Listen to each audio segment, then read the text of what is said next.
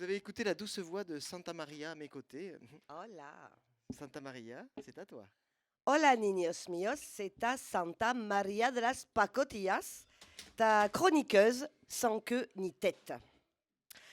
Ami public, je ne sais comment te l'annoncer sans provoquer de violentes contestations. Il y a des handicapés dans la salle. C'est malheureux, mais la MIPADI, la mission de la parité et de la lutte contre les discriminations, n'autorise pas de vigile à l'entrée pour repousser les entendants. Il y a donc, en ce moment même, des gens qui nous écoutent. Non. Je fais cependant appel à ta compassion. L'entendant souffre, ses oreilles fument. Et si encore c'était du cannabis, ce serait un moindre mal.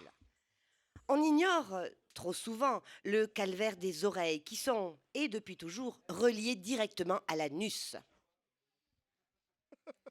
J'illustre mon propos. Oui. As-tu déjà tenté de farcir la dinde de Noël avec des promesses électorales?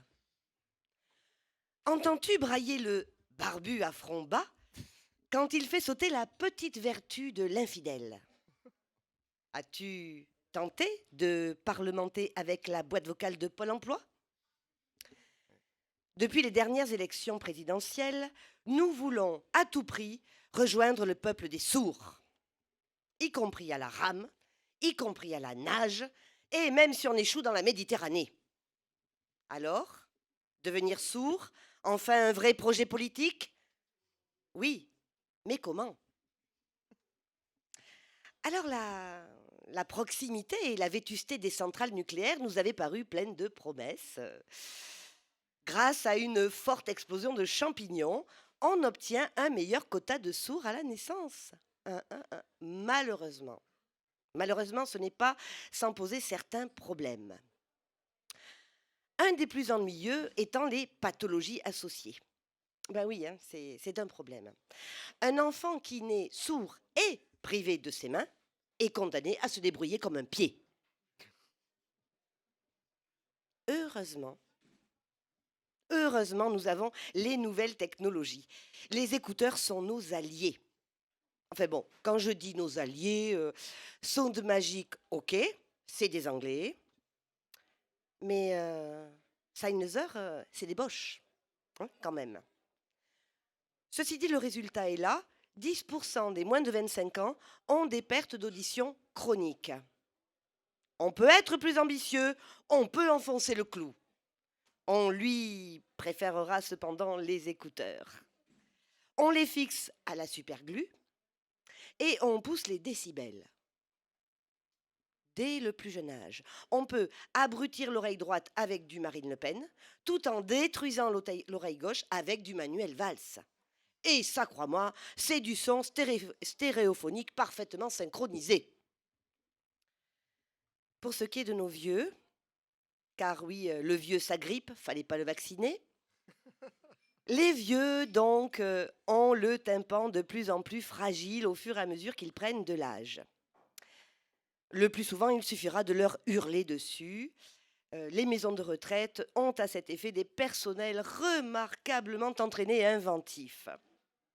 S'en suivront quelques chutes dans les escaliers, des claques appliquées avec discernement, 2-3 cotons-tiges, hein, pas plus, et le cérumen sera profondément incrusté.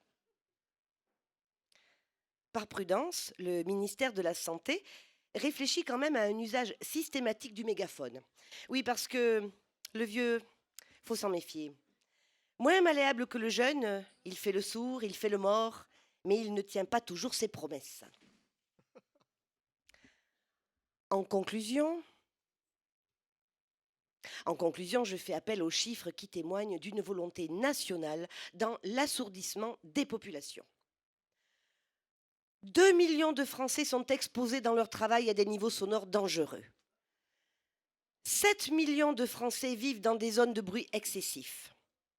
Seul 1 Français sur 2 se lave les oreilles, mais tous s'adonnent à la masturbation.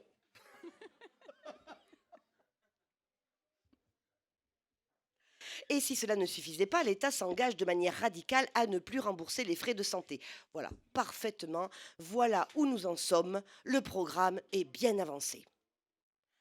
À tel point, à tel point que nous aussi, à l'instar des sourds, des femmes et de leurs zones humides, nous avons notre journée. La journée nationale de l'audition qui a fêté ses 18 ans le 12 mars dernier, la petite coquine. Alors, sourds et entendants, nous avons un avenir commun. Désormais, cela semble évident. Du coup, j'ai envie de vous dire, donnons-nous la main. Oui, mais en même temps, j'hésite. Je me demande si c'est pas un peu pareil que se parler la bouche pleine. Et donc, au nom de la parité et de la lutte contre les discriminations, est-ce qu'en échangeant des poignées de main, on va aussi être obligé de se rouler des pelles? Il reste cependant une solution alternative. On peut choisir de se serrer les coudes. Bravo. Santa Maria de las Pacotillas.